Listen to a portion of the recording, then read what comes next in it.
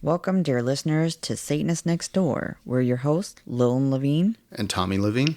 Whether you're an open-minded, curious onlooker or a fellow Satanist seeking camaraderie, our goal is to share our personal experiences and delve into the intricate tapestry of Satanism in our daily lives, occasionally inviting other guests to share their unique perspectives, leaving no pentagram unturned. We'll explore how our beliefs shape our views on society, dive into struggles and triumphs we've encountered, and reveal the humanity that unites us all. So grab your favorite chalice and join us on this captivating journey. Satanists Nextdoor is ready to peel back the curtain and offer you a glimpse into our world, one captivating episode at a time.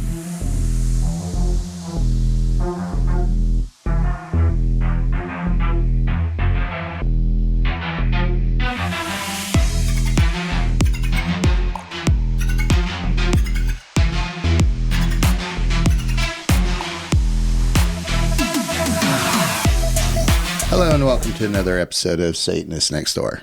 So today we thought we'd lighten the mood a little bit and talk about a subject that really doesn't get a whole lot of airtime or even documentation on it. You know, you're kind of left to figure things out on your own, which is satanic parenting.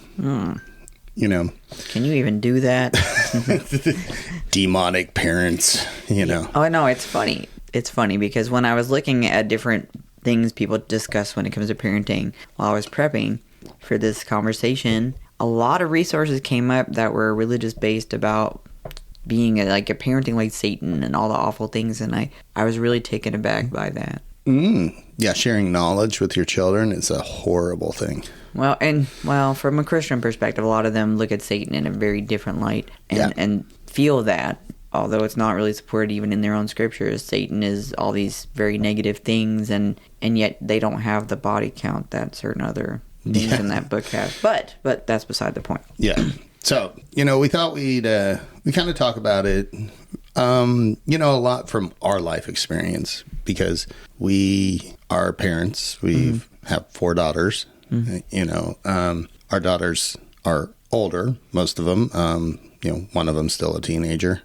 And, you know, when we were young Satanists and became parents, there was no TST. You know, there was COS, which we were a part of at the time. And, you know, we were pretty active members. Yep. We had applied for and gotten approved to be grotto leaders for that program that lasted ever so small, little tiny sliver of time. Yeah. And, but, you know, there wasn't a whole lot out there. And especially at that time, you know, parents, you know, were almost looked at as like, oh my God, you got kids, stay away. You know, it's a contagious, you know, things like that. So, you know, it was a lot of confusion, uncertainty. And as the internet's grown, as TST's gone out there, I would say one thing that I think TST has done really well is for the entire satanic community, you know, whether you're TST, COS, whatever,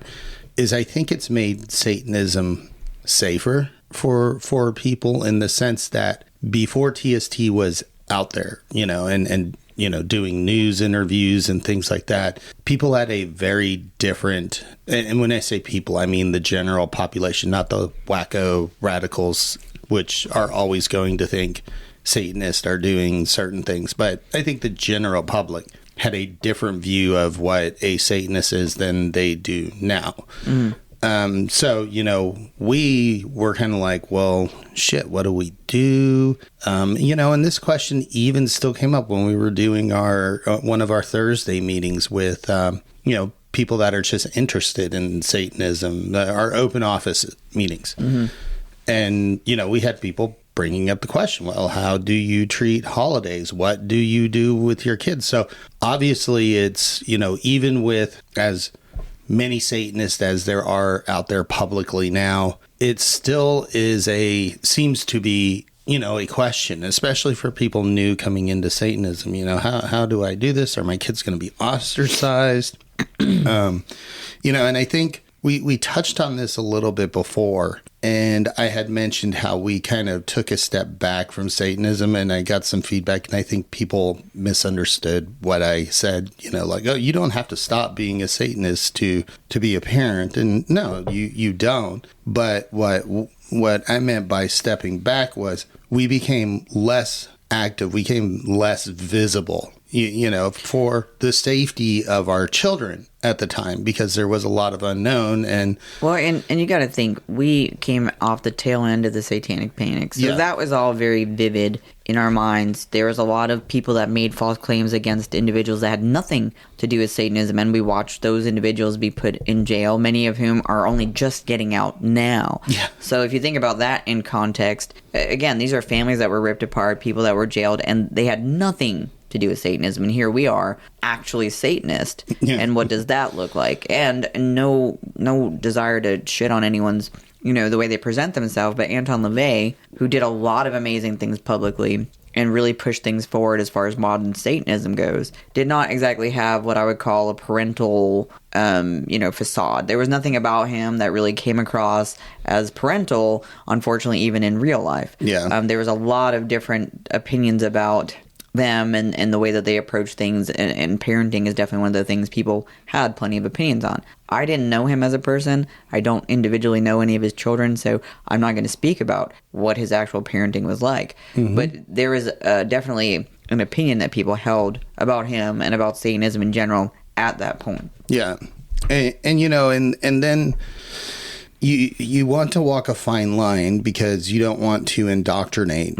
your children. But that doesn't also mean that you lie to your children, about who you are. And so I should rephrase that, we have always approached things from an age-appropriate sort of information. A 2-year-old doesn't need to know you're a Satanist. They don't give a shit. They're running around still pooping in their diapers and, getting into trouble.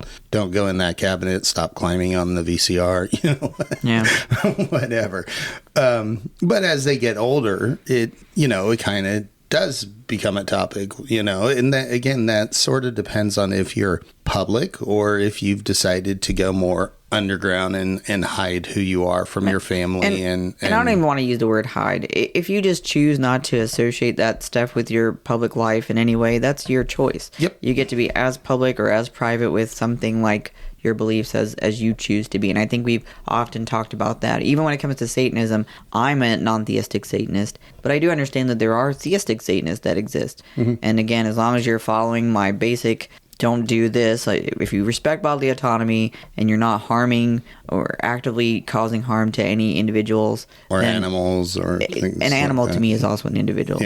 But I get that lots of people don't have that. But if you're not harming things in the name of your beliefs, I don't really care how you choose to interpret your belief. So, a lot of, and I thought it was appropriate to do this episode now because of the time of year that it is. We are going into the quote unquote Christmas season, family season.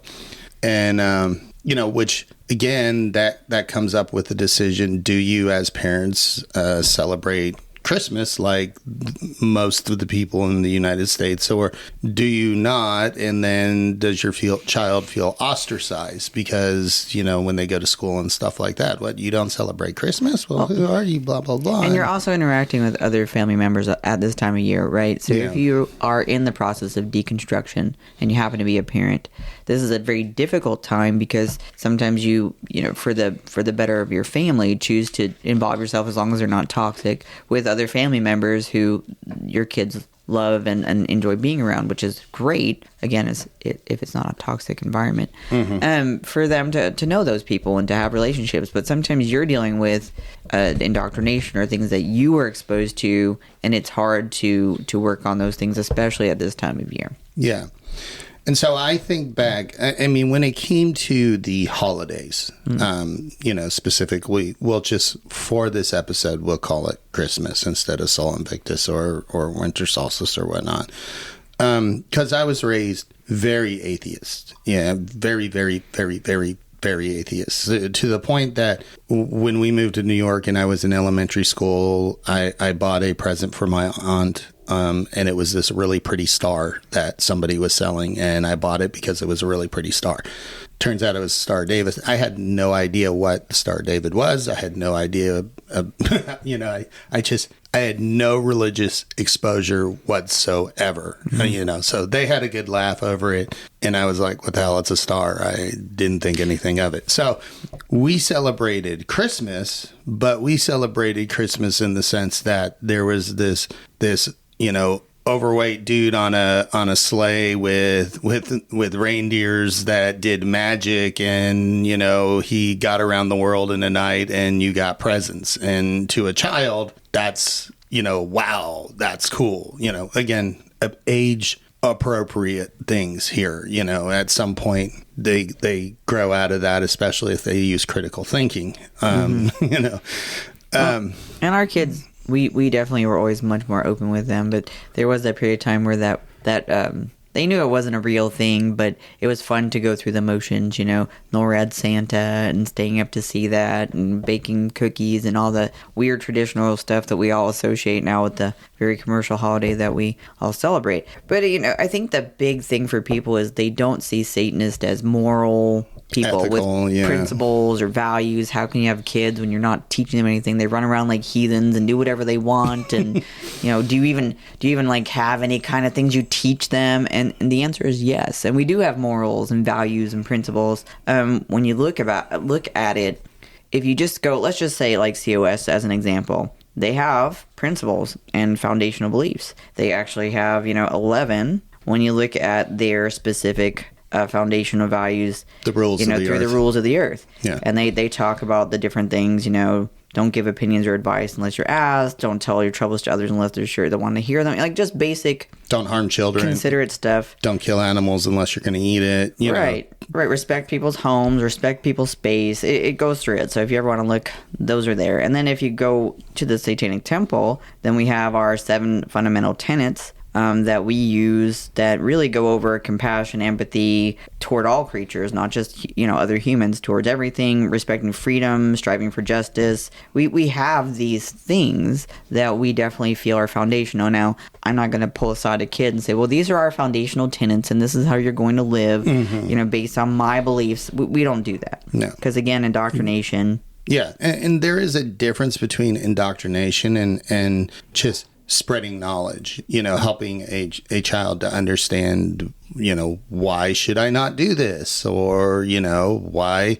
do you wear an upside down star on your neck? Again, age appropriate conversations that you can have. When they're younger, especially letting kids lead the conversation. If they have a question, stick very closely to the answer specific to the question, and don't try to elaborate on it. If they have a follow-up, they're going to let you know, and that shifts as they get older and the questions become more detailed, and the responses then also become more detailed. So keeping things age appropriate, but keeping in mind that Satanism as a belief promotes the idea of individuality and encourages examination of multiple perspectives. So we keep in our mind that being open to other ways of thinking and being open to different perspectives and challenging our own perspectives as we encounter new perspectives to see whether or not it checks out is very important when you're coming from a satanic foundation. So teaching your kids critical thinking, one of the top things that we do, challenge thoughts, challenge us when we say things, not in like a douchey way,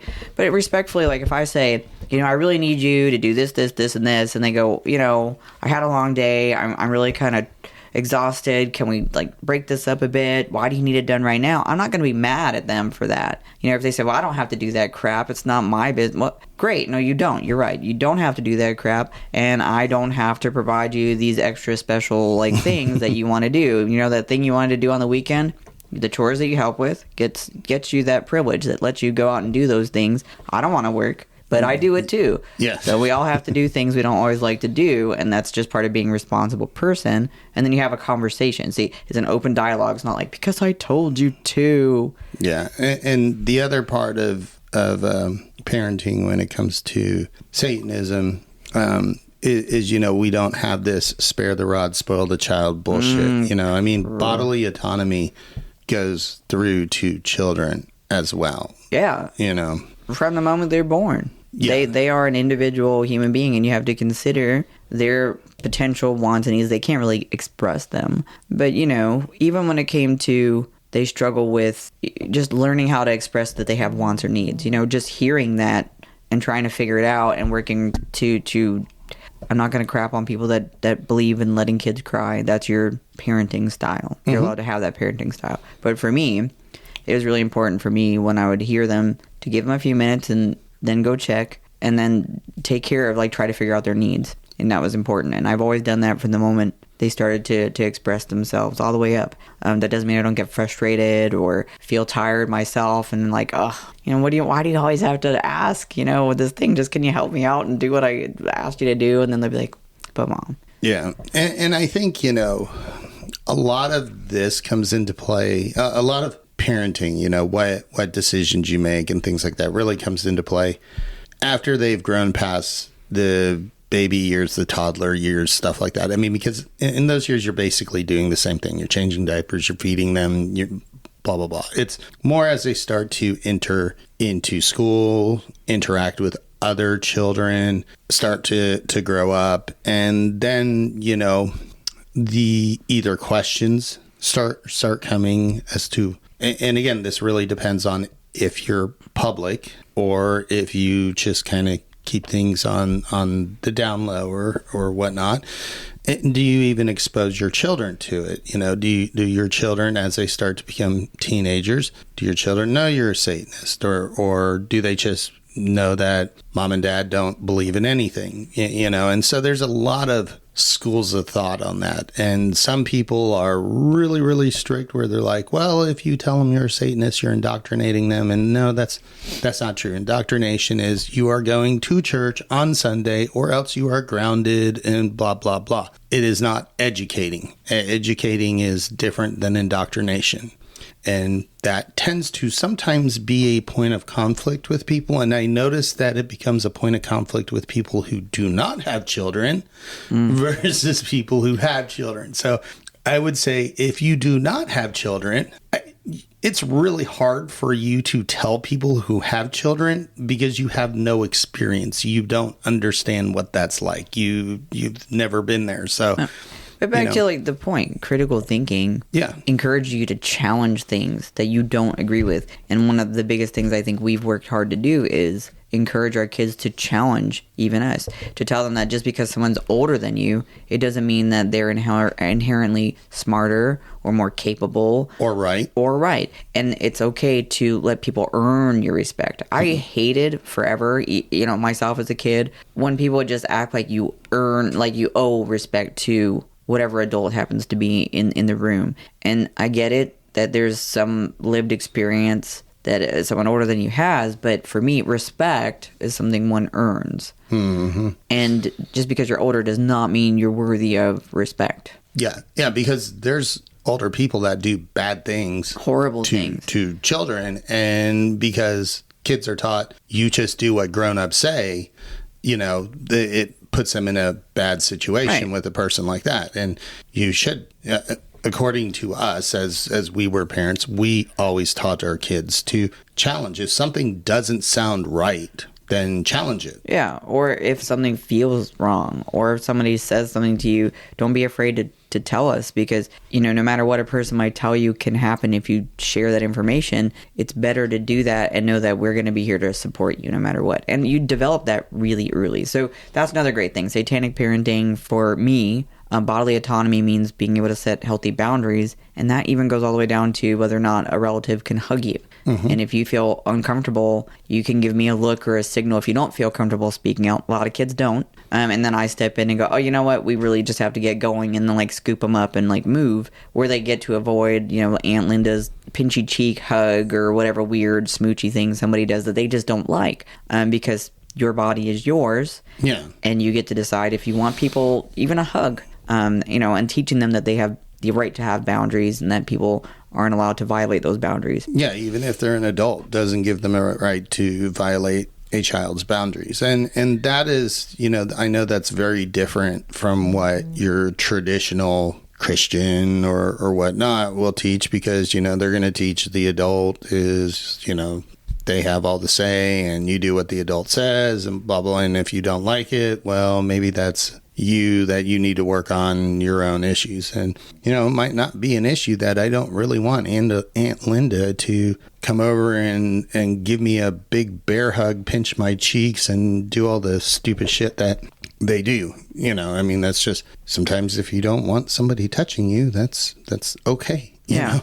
And that's just, you know, you're teaching them from a young age foundationally that they have the right to have boundaries. And I don't think society teaches that enough, that kids have a right to say no from very early on. People discourage kids from speaking back or saying no. And I've always had a problem with that. Part of it's probably because I did not have the best upbringing. And I went through a lot of different, you know, group homes and stuff like that, where, you know, you don't have a voice and you don't have a say and you just have to do what everyone tells you. And it's very difficult to live under that kind of weight where you have wants and needs that are normal and valuable, but nobody cares about them if it doesn't fit what it is that they're trying to accomplish. So for me and teaching my kids, it was so important that, you know, when we were raising them, that we both gave them the opportunity to speak up, whether or not we agreed with it. You know, sometimes they'd say, like, you know, I can throw a shoe at you if I'm mad. You know, little kids are going to do things like that. And then it's about how do you respond to that? Yeah. No, you can't, because, you know,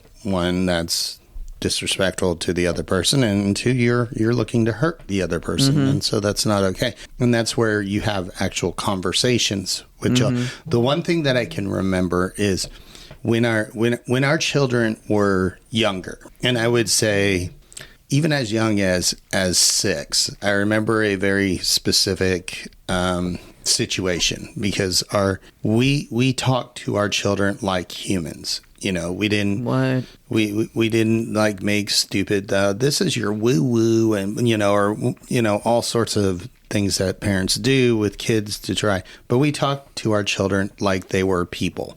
And we had a friend who was a smoker at the time. And I remember our oldest daughter was in the room talking to him, and she started having a conversation. Well, why do you smoke? And it wasn't in a mean way or, you know, like trying to shame him. She was trying to understand, why do you smoke? And he was like, well, I smoke because of this. And they went back and forth. And like 15 minutes into this conversation, he was like, wait a minute, you're like 6. You know? Yeah. But he was having a grown-up type conversation, and it just like blew their mind that, well, wow, this 6-year-old is talking to me in the same level that an adult normally would. It was funny, you know? Because it was kind of like a early addiction intervention conversation, and like she's really going in this like, well, you know, there's better ways to deal with stress and frustration, and I'm like, uh-oh, here we go. But she would have these really great points, and she's still really a very communicative person to this day, and if you sit and talk with her, you will definitely understand their position and learn. Yeah, absolutely. And that's the cool part about being a parent for me, especially as a Satanist, because I encourage those, you know, wild thoughts and push them to explore what they're curious about and support it. And the other thing we often get asked, well, how do you deal with other religions? I was just about to go there. That's a fantastic question. Well, how do we deal with it is if we don't have enough knowledge on it ourselves, the specific question that they want to have an answer to, we try to find reputable people that are already part of that religion to talk to.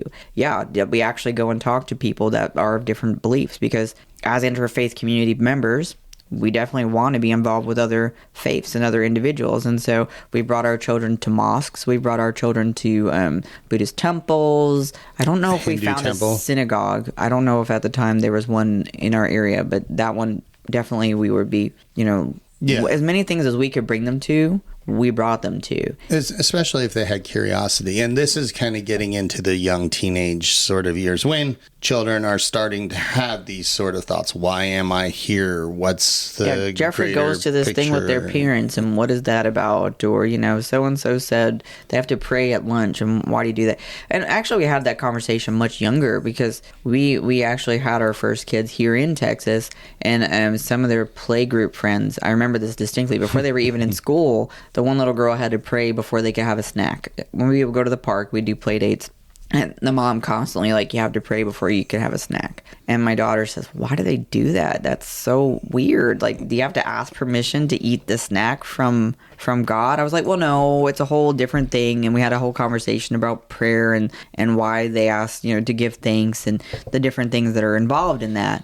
And I said, if you have questions, you should ask their mom. Like, why do you guys pray before you eat? And so encouraging them to understand, what is your perspective? Why do you do this? So we would have those conversations pretty early on. And again, sticking to the question and not trying to go past it, letting them come to you with the follow-up. Yeah. I mean, so as Satanists, most of us understand what it's like to be ostracized, and even ostracized from your own family. And the one of the things that I never wanted my children to feel was any sort of ostracization for any choices that they made. So, they knew that if they wanted to explore a certain religion, we would fully support them. It wasn't, even though we were Satanists, if they wanted to go to a Christian church and go to youth group, they could do that. And we would answer questions. They would come back and answer questions. And, sometimes we had to have conversations with other family members because they would make comments that were definitely on the indoctrination or the, trying to scare children into it. We had their grandparents tell them that, when mom and dad die, you will never see them again because they don't believe in God and Jesus. And I had to have a pretty stern phone call with my parents on that one, which is, again, odd because, as I said, I was raised atheist. They just kind of went as they got older.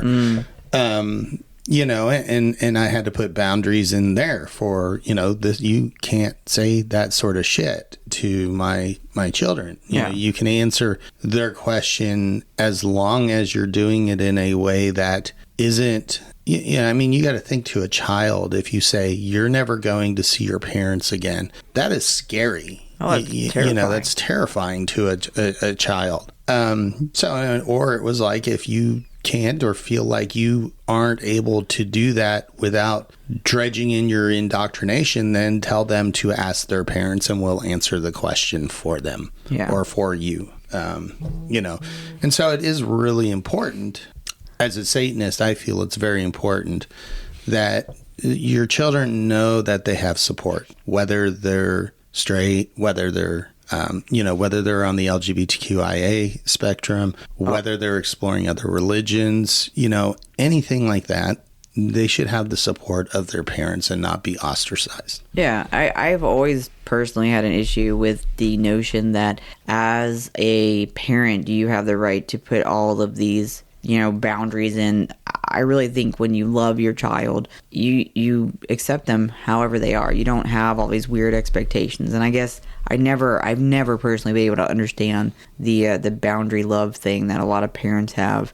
If my child is gay, straight, interracial, whatever the hell it is that they choose to do with their life, you want to have an interracial relationship, cool. Is your partner a good person? Do they love you? Do they respect you? That's all I care about. Yeah. I don't care where they come from. I don't care how they look. I don't care what their gender is. I don't care about any of that. Are you happy? Do they treat you good? Do you treat them good? Are you guys happy together? In the end, are they respecting you? And that goes for everything. Are you in a belief system that respects you, that supports you, that encourages you, that you feel you can grow in? And so those are the kind of things that matter to me. Same when they just, decide what career they want to go into. Is this satisfying to you? Do you feel like it's something that you can grow with? Do you, have other aspirations? How can I support you? That's what, to me, parenting is. Yeah. I remember we had one of our kids that when she was a teenager, she started going to youth group on a pretty regular basis. And we supported her and all that.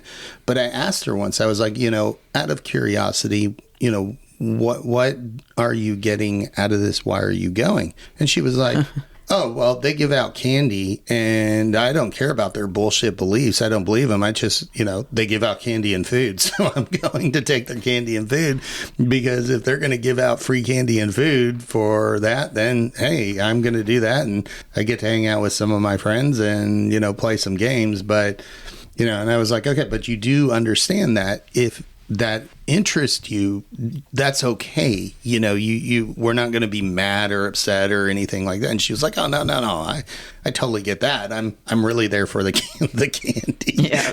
I was like, okay, and they would cool. do pizza and stuff like that. So I was like, okay, well, if you're happy with it, do it. But it's funny because that is definitely, we would never have had a problem with it. We were really curious because you never heard about it or really saw anything about it. And so I was like, so what do you guys do? What is it? And then she went through the whole thing. I was like, oh, okay. Yeah. Okay, I get it.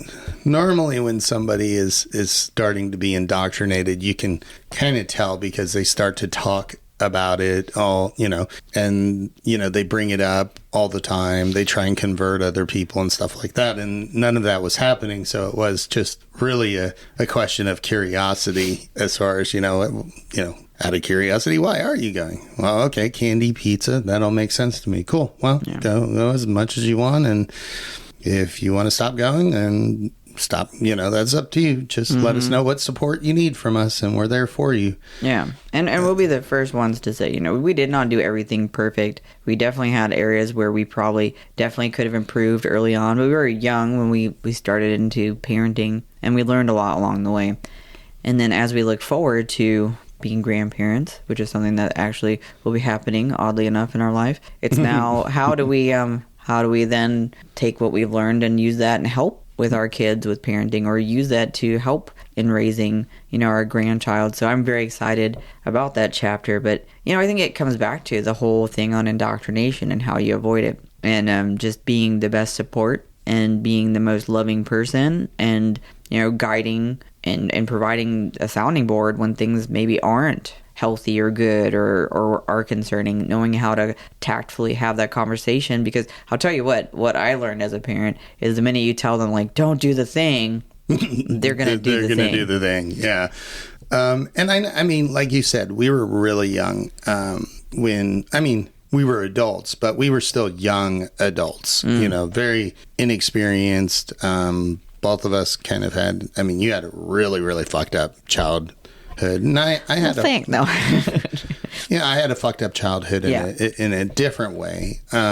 You know, so when we became parents, and the whole question, do we stay active as Satanists and not? At that time, I think we made the right choice. Yeah. At this time, I probably would have done it a little different. But again, that's because I feel like TST has made Satanism safer in general, you know. But there's still aspects that, you know, I look back at and you know, I don't know how I would be right now coming out of the gate if we were having our first child and we were very young. Again, you know, there's not really a manual out there for it. I know what I used to guide me was all the things my parents did that sucked. I kind of said, I'm never doing that. Yeah. Oh my gosh, yeah. And I stuck by that, you know, pretty well. And I know there was a point where, you know, you were interested in Christianity, and it was more of a community, because being a Satanist can be lonely, especially pre-TST, pre-internet, pre-social media and pre-TST. Yeah, I was about to say, we had internet forums and stuff, but COS is, for all the things that they do have, and they do have a community, they do have groups that get together, they do some events. I'm not going to say there aren't things that they do things. It's just very different. And the thing I love about TST is, you know, we have congregations. Congregation leaders get to kind of set the pace based on what their community wants and work with their community to try and bring those things to life. And then, you know, as congregation heads, our responsibility is to hear those things and do what we can to push for them. And that's the cool dynamic, right? So you build that community, you create it into something that becomes a safe, fun environment for individuals to then experience Satanism and have what a lot of other religions bring. Mm-hmm. Yeah, I mean, so that was sort of the reason why you started exploring that at one point. Well, those folks seemed so happy, and honestly, they seemed like they had a great support system. The kids were all involved. There was a lot of things from the outside that seemed really interesting about it, and it was something I didn't really have any experience with. So, you know, we had moved, and we were in a new place. I believe I was invited to some of the Bible studies, by my neighbor at the time, who was a lovely woman.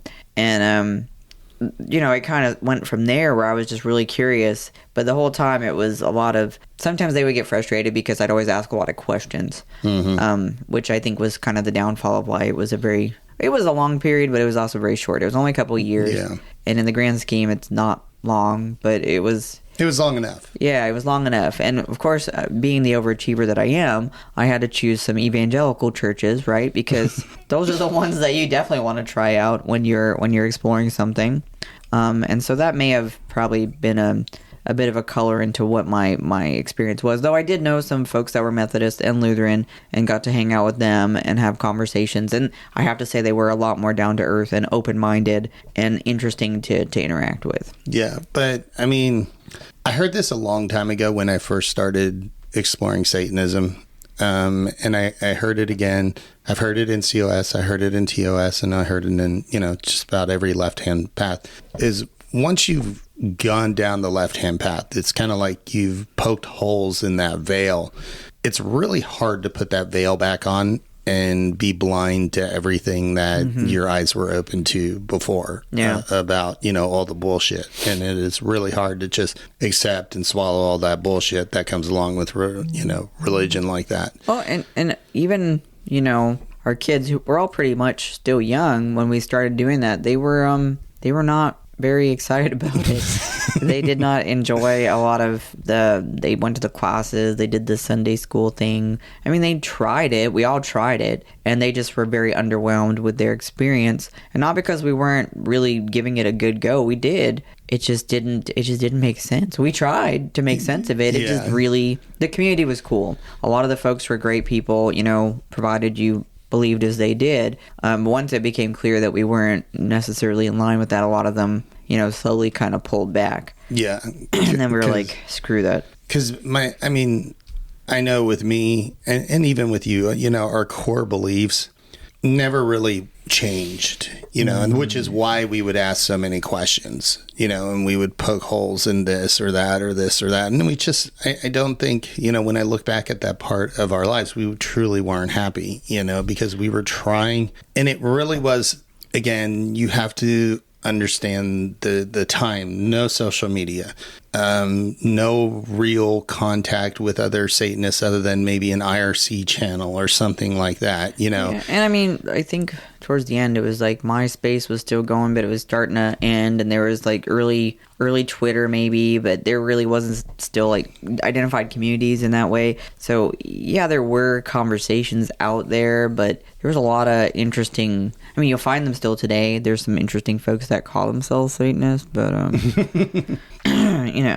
Yeah. So all that being said, I think now I probably would have approached it a bit different than back then, because back then it really is a safe, are my kids going to be ostracized? I would say the current generation is a lot more accepting, inclusive is the word I should use, than they were back in the day. And I would say approachable. I think Satanism now, with a lot of the work that TST has put into it, there is a community that is available and present and out there doing things, and people can see what they're doing, and so it's not such a mystery. What are they? What are they all about? What are they doing? Are they killing cats at midnight? Yeah, are the things blood? True? Again, you're never going to get away from that with radicals. No. I still hear to this day, people still message me and tell me how I'm murdering babies and drinking their blood and all of that sort of stuff. And I guess I got a really bad case of sleepwalking or something, because I just don't remember any of that shit. No. Yeah. But no. But yes, as parents, your job is to help guide and support your children. I would say that's the most important part of being a parent.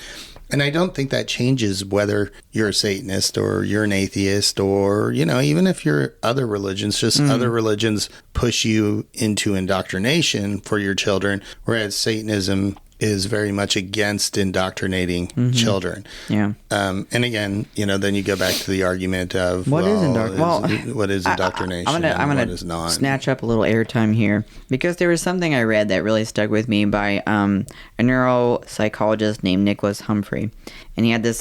He did an Oxford Amnesty lecture quite some time ago. And what he said really, I think, captured it best. And I'm going to just go through like the smaller segment of this. But he said, children, I'll argue, have a human right not to have their minds crippled by exposure to other people's bad ideas. No matter who those other people are, parents correspondingly have no God-given license to enculturate their children to whatever ways they personally choose, no right to limit the horizons of their child's knowledge, to bring them up in an atmosphere of dogma and superstition, or to insist they follow the straight and narrow paths of their own faith. In short, children have a right not to have their minds addled by nonsense, and we as a society have a duty to protect them from it. So we should no more allow parents to teach their children to believe, for example, in the literal truth of the Bible, or that the planets rule their lives, than we should allow parents to knock their children's teeth out or lock them in a dungeon.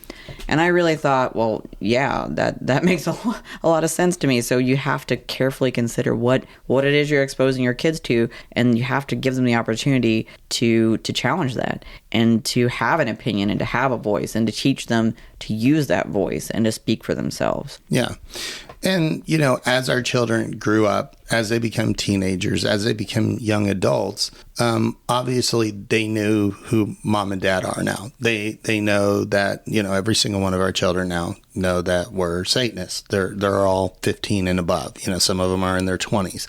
There's no use of hiding that, and we always had a library of various books, from everything from sci-fi to some satanic books, all sorts of stuff, which was accessible to our children if they were interested in reading them, and again, we would answer questions. As they became teenagers, they did become more curious as far as, hey, what is this thing y'all do? And we would always, as we explain things, always make sure they understood. Look, just because we follow this path does not mean you need to follow this path. Doesn't mean you need to be interested in it. Doesn't mean you need to do anything. Mm-hmm. You be you. And if it interests you, cool, I'll answer questions for you. Really, I don't think you should join any religious organization until you're about 18 and can make your own mind up. But that doesn't mean as a teenager, sometimes TST congregations will have family-friendly events. Obviously that's not a black mass. Right. Well, and then if you look at like the recent thing we were involved in with the Protect Children Project, where if you affiliate, that doesn't mean you're necessarily a full-fledged member, but if you as a youth affiliate with Satanism and identify as a Satanist, then you have the right to the same protections religiously that you would for other things. I mean, for me, and this is me speaking as me, for me, when you have parents out there pushing their kids to like not get vaccinations or things that are healthy and important for them, and then you have religious exemptions for that, what I like is, as a Satanist, you have the right to not have things pushed on you. You have the right to use the bathroom. You have the right not to be struck in school. You have the right not to be restrained. These are things that are based on that, again, bodily autonomy that I always say is so important because it applies to just about everything in your life. As a younger person, having the right to have the backing of a religious organization.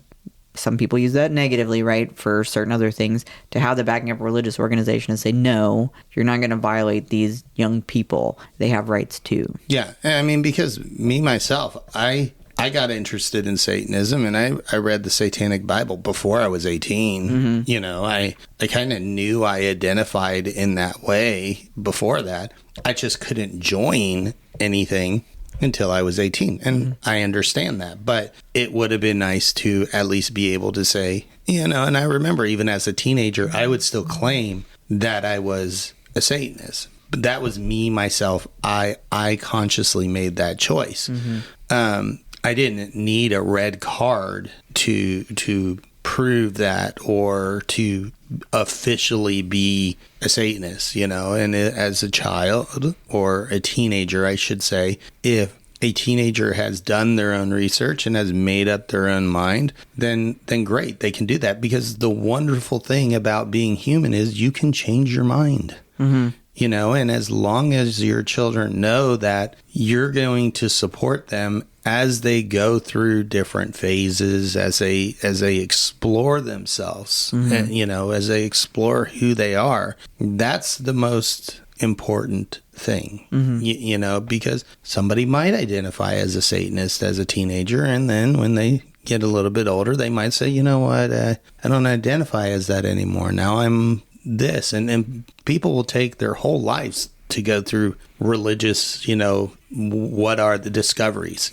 Some people, it takes them a long time, and that's fine. And It should. It should. And you should always challenge, even as long as I've been a Satanist, I should still challenge myself. Does this still fit for me? And that's the one thing that, that's one of the other things we try to, as parents, instill in our children is, continue to challenge yourself, continue to educate yourself, and know just because you identify as whatever, be it religion or something like that, that doesn't mean you're stamped with that for the rest of your life. Use your critical thinking skills and understand you can change that. And us as your parents, we're going to love you anyways. Yeah. Conditional love, like I said, really trips me up. I don't understand it. I get people have boundaries, limitations, preferences. I get all that. That's fine. But when it comes to being a parent, your kids never, to be fair, chose you as parents. There was no way for them to. So you're kind of obligated to be the best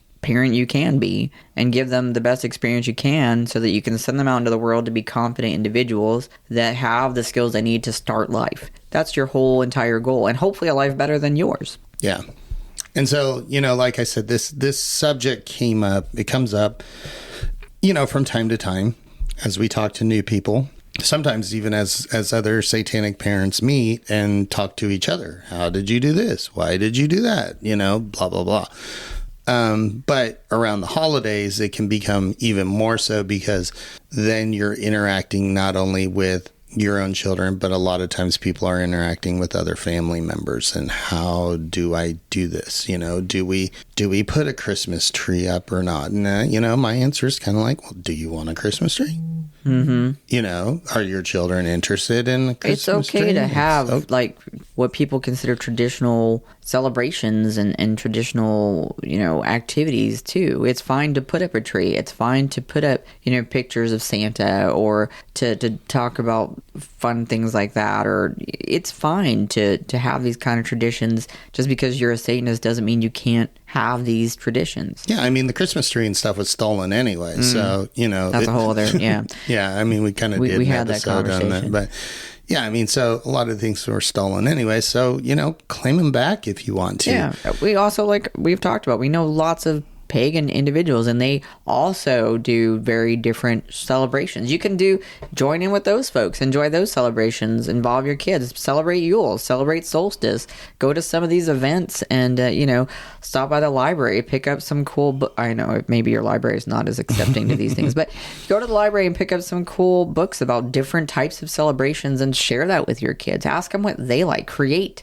your own traditions. Yeah. I mean, I remember one year I even tried to be, I tried to have different members of family over, and I tried to be the encompassing celebration. Sort of an encompassing, all-inclusive celebration. I said, we are going to celebrate Christmas, Yule, solstice, Sol Invictus, whatever the hell you want. We are going to celebrate that. If you want to go in the corner and pray before your food, do that. If you don't. And as we celebrate, we're just supposed to be celebrating the company of each other, the joy of family and all of that sort of stuff.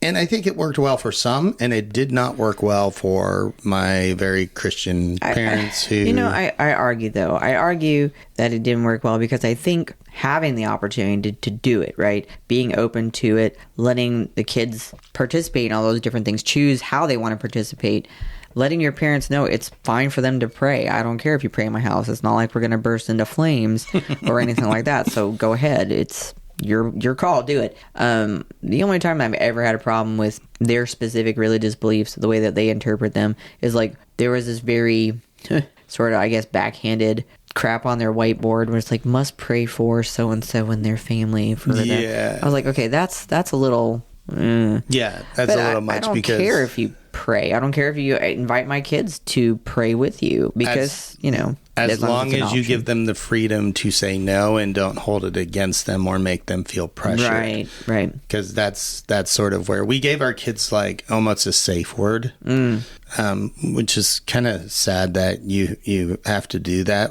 when it comes to really radical religious people. But, if they didn't want to do something, they could either say something or throw us a look or something like that. And then we would intervene and say, you know what, they don't want to do that. Yeah. And so because you guys go do what you're going to do. And, we're going to be hanging out here. And when you're done, we're still all going to be hanging out here and you can spend more time with your grandkids. Yeah. But that's, again, like, the important thing is empowering your kids to learn to be confident, and that's a great way to build that confidence, is to help them understand that they do have the right to enforce boundaries, even as a kid, and that just helps them to grow in that and be more able to speak for themselves and on their own behalf eventually. Maybe they don't, but kids are supposed to be learning, and being afraid to confront a difficult situation is very natural. Helping to encourage them, if you are uncomfortable, you can say something, letting them know, like, you have a voice. Mm-hmm.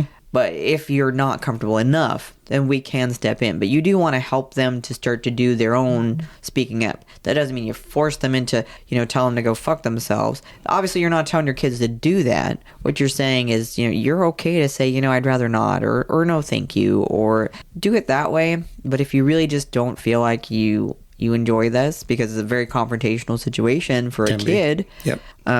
Then just let us know and we'll intervene. And we've done that before. I know they got invited to like a dinner or something with your parents, and I think they meant well because it wasn't during normal church hours, but it was at the. They knew. I'm just saying, in their own way, they thought it was a happy medium, right? So they invited the kids to this spaghetti dinner at church. That was at the church property, but it wasn't during church hours. But the church folks were going to be there, but it wasn't about prayer. And this is the explanation they're giving us. And so the kids kind of said, hey, I got this invitation. I really don't want to do it. And I'm not sure how to approach it because I could tell they really want to hang out. And I want to hang out with them too, but I don't want to do it here. So then, me being me, and if you guys know me, I went ahead and sent a message, pretty direct. Say, hey, the kids mentioned that you guys want to do this thing, and I know we've talked about it, but they don't want to go to church or, be on the church, property or do the events. And they were like, well, it's not church function because even though it's at the church, they're not doing anything formally. I said, no, but it's on the church property. It's on the church property. It's run by the church people. It is an event put on by the church. So yes. Yeah, I get that you don't see it as a church function because it's outside of the normal hours, which is fine. But it's still a church function. But they're going to still probably have some of the very normal associated events. And the kids really just would rather not. So can we schedule something at different point? And this led to a whole thing. Yeah. It really did. It became back and forth text messages that turned into emails that turned into an actual physical meeting, which went less than stellar. We've talked about that meeting. Where I may have slipped and said, well, I'm a Satanist, so this forgiveness method that you're talking about is completely foreign to me because forgiveness is action and I don't just forgive. And that became a whole other conversation. Yeah. Yeah, and I would say as parents, you also have to, part of your job is to protect your children and to realize when something is going on. And we noticed something very early on as we were trying to allow our children to have a relationship with their grandparents is that the only night they wanted them to sleep over was Saturday nights. And it did not take very long for me to figure out, okay, the only reason why they want them to sleep over is so that they can bring them to church in the morning. Mm-hmm. Which again, I was okay with my children going to church if they wanted to go to church. But when it crosses over into indoctrination, that's when I was not okay with it. And I was like, y'all are retired, so you can literally have the children over any night of the week. It's not like you have to get up, go to work in the morning or anything like that. So it becomes pretty transparent when the only night is Saturdays. And that's when, again, as parents, we had to step in and just kind of call bullshit to that. Well, and to be fair, at first we were fine because the kids were fine with it. And so we were fine with it. But they became uncomfortable. What they weren't necessarily telling us, and again, kids don't feel comfortable articulating things, even to you, even if you've been safe and listen and all those things, you know, you have to check in with them because they don't feel comfortable sharing certain things. It's just the way they are. So it became apparent when our, you know, second youngest, so we've got 2 older, 2 younger. And so the older of the 2 younger ones says, they make me get up early. I don't like doing it. They get really mad and frustrated when I don't want to do it because I'm not awake or I don't want to. So it was pretty clear that not only were they getting them up early and bringing them to church, but they didn't actually want to go. Yeah. And they were pretty much making them feel like it was rude of them to be there and they were obligated to participate. And that is exactly what I didn't want to have happen. So when they made it clear, you know, this is what's happening, this is how I feel, this is how they're making me feel, then we addressed it at that point. Yeah. And so, you know, it's, again, as a Satanist and a parent, it's, you know, not all that difficult. You know, I just keep going back to, you give your children support. You know that you're there for them.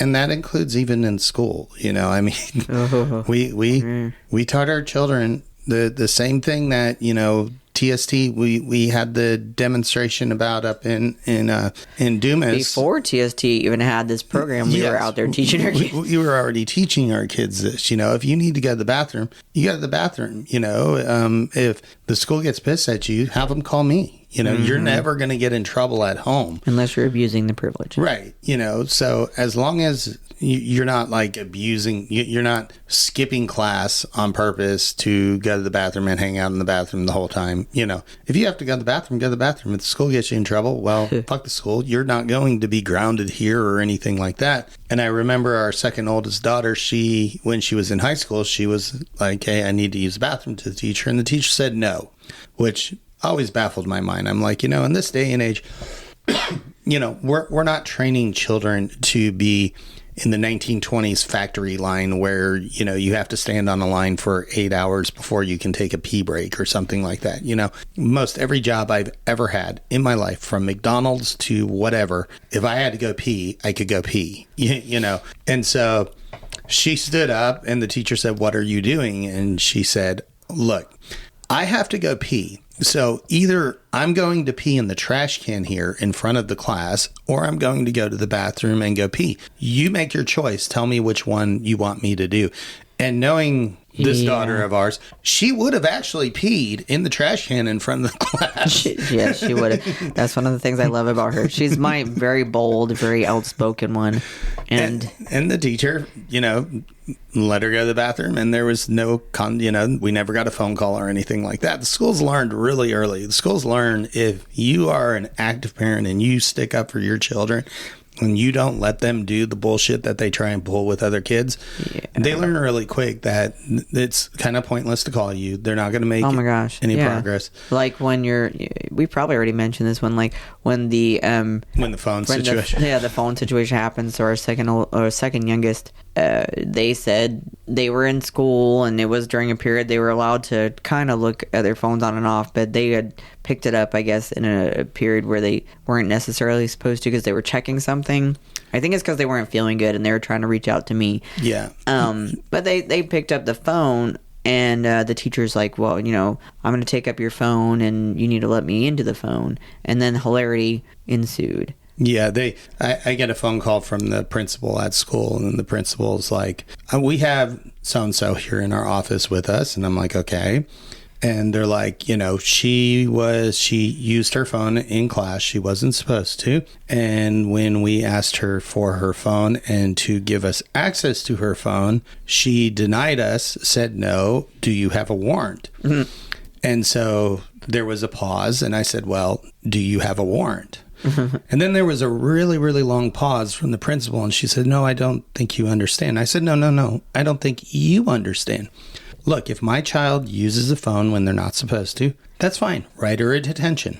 You can do that. You can tell her to take her phone and put her phone away. If she doesn't listen, You can discipline her by giving her a detention or whatever it is. But you do not have the permission to open up her phone and go through her phone. Why would you need to go through her phone? Well, we wanted to see who she was talking to or what she was doing on the phone, if she was cheating or something. It was like, is this during a test? No. Okay. Then again, why are you wanting to go through? It's just a power trip that the schools get into sometimes. And I was like, look, again, I'll support if y'all want to give her a detention, give her a detention. But you don't touch that fucking phone unless you have a warrant. And that was the last time they called me about anything like that. True story. It's weird. And there's many different instances where the schools have done some very shady things. Our oldest one had a teacher actually throw away a project and pretend they didn't get the project turned in. And then I made them pull up the video, which happened to be, and then the teacher got caught lying. I mean, again, just because they're an adult and they're older than you does not make them honest or doesn't make them right, or people that deserve your respect. Adults can be just as crappy as anybody else. And as a kid, learning that early is very important. To identify people that are good or bad based on how they treat you and how they behave is a very important skill. Yep. And with our oldest, it was because she was gay. She was openly gay in high school.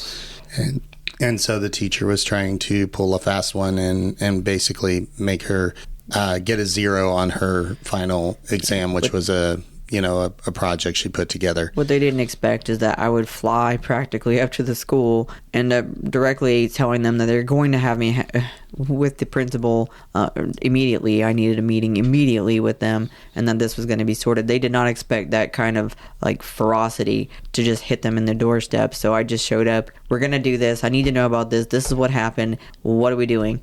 And they were, to their credit, the administrator immediately pulls up the video, immediately sees that, in fact, it was turned in, and then handled the situation. And again, this is how screwed up this was. It was found behind the trash.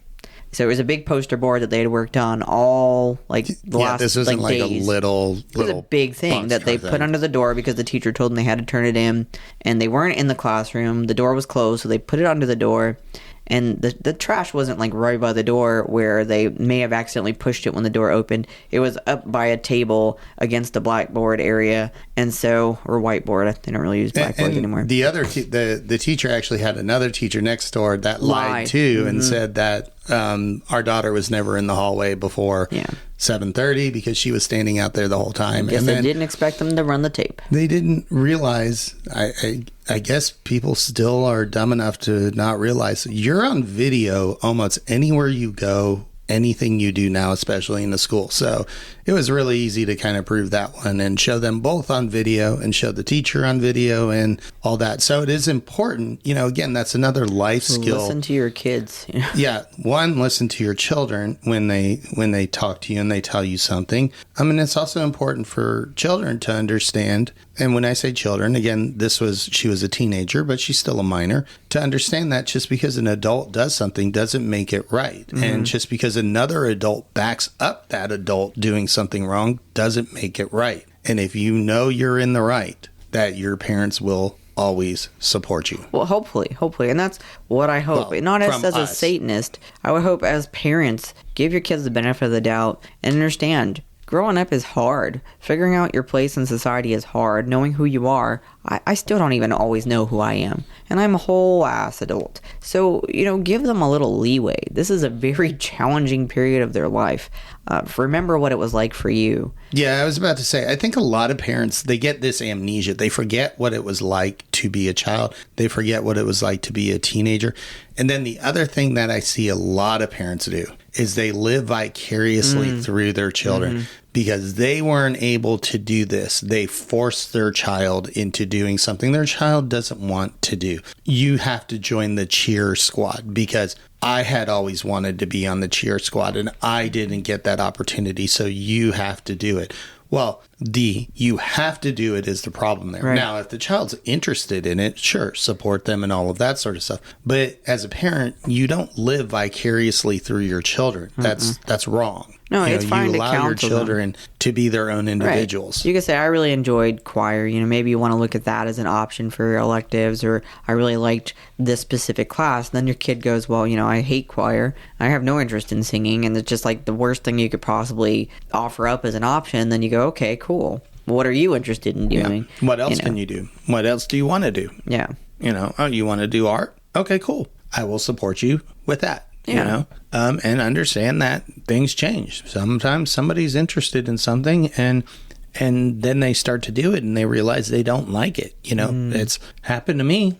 I know I've done stuff that I thought I liked. And then when I started doing it, I realized I didn't like it.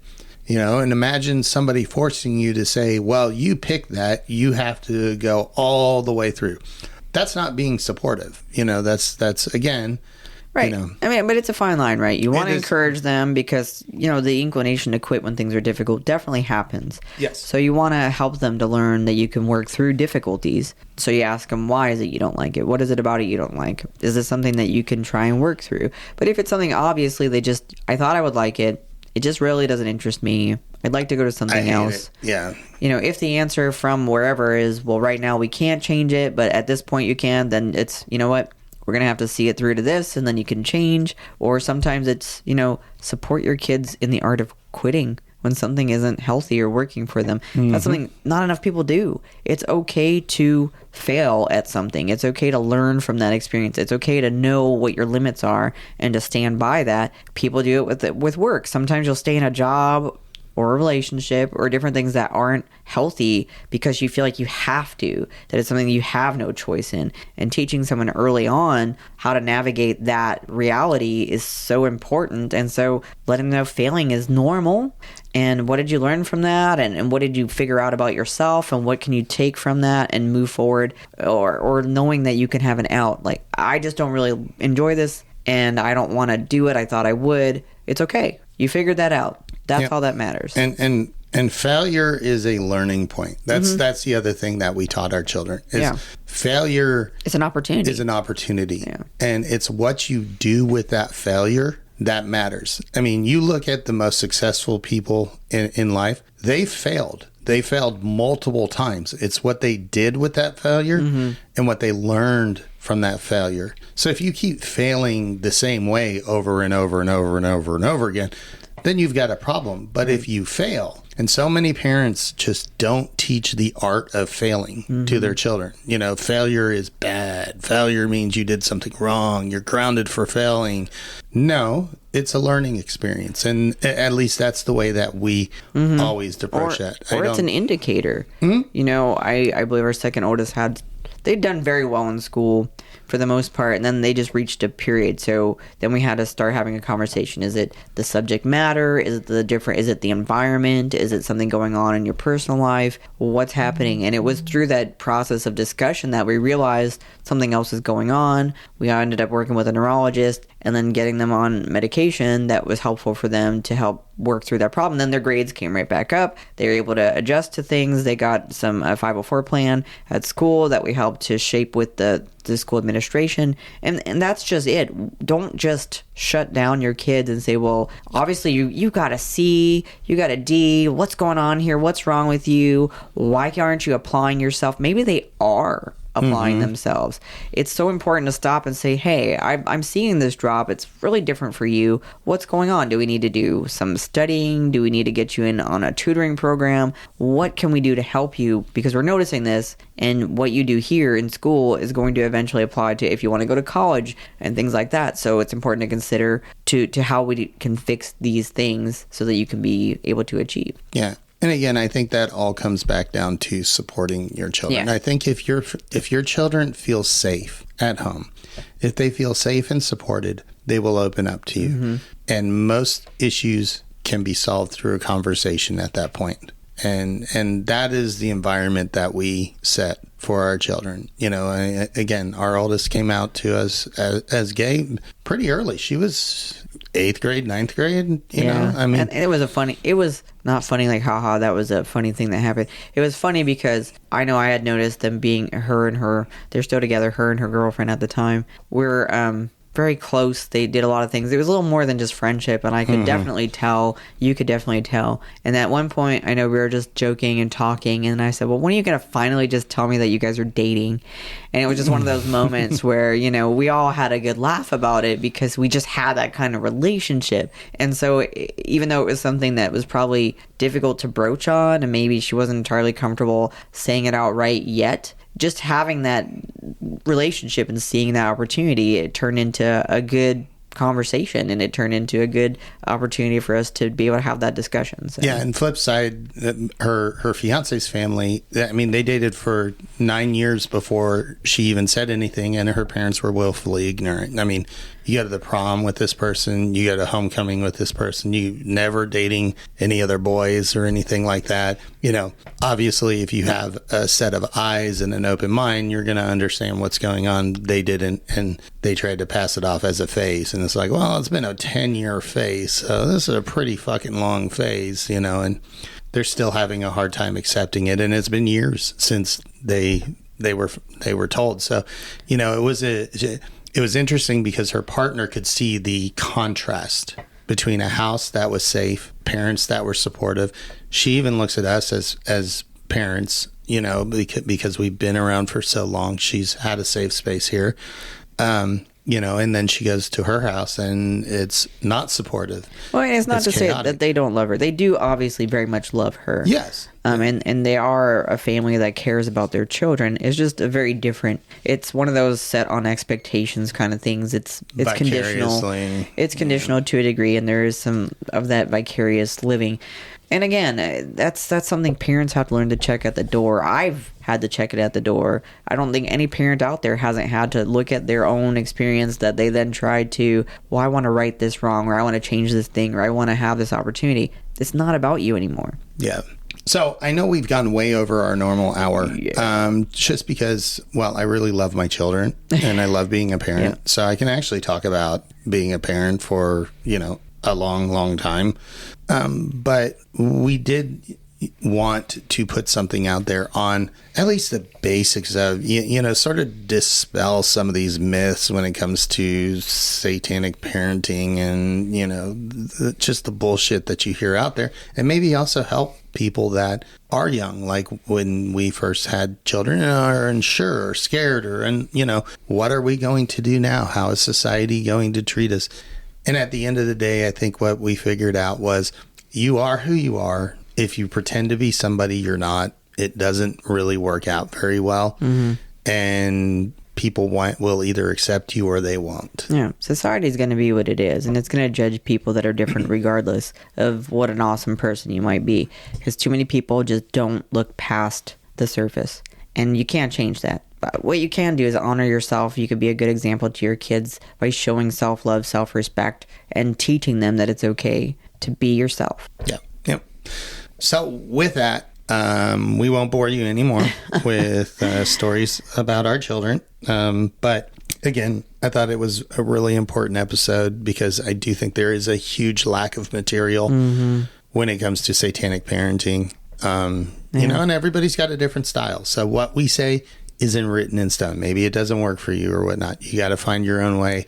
But, you know, just know there are some definite do's and don'ts that are best practices, I guess I would say. I guess to folks listening out there, if you've got insight into your parenting journey or your experiences that you want to share with us after listening to this episode, please feel free to do that. I'd love to hear your personal stories as a parent, as a Satanist, what that's been like for you. Yep, absolutely. So with that, I'll say good day, good night, good morning, wherever the hell you're at, and hail Satan. Hail Satan.